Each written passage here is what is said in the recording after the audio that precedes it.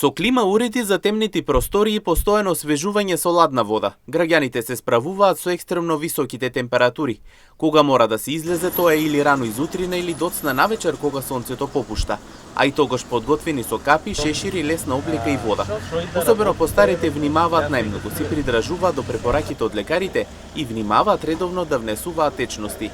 Лекарите апелираат до сите, особено до хронично болните, да останат во затворени климатизирани простории, да избегнуваат изложеноста на сонце и да се облекуваат со светла и лесна облека. Ситиме ладна вода и сенка.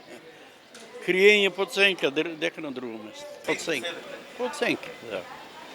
Тоа нека добро, така ќе биде. Премак годините тоа. Капа, лесна облека и тоа, и под сенка седење. На вода, да. Ладни напитоци, климата и тоа е.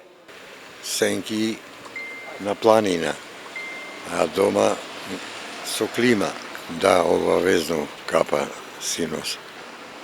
А натаму излевате капи, а вода често со вас носите ли се? Да, едно мало флашенце. Инаку лекарите и понатаму апелираат граѓаните да не ја потценуваат жештината, особено не во периоди кога температурите надминуваат 40 степени. Потсетуваат дека несаканите последици може да се случат и за неколку минути изложеност на сонце, особено кај децата, повозрастните или лицата со хронични заболувања.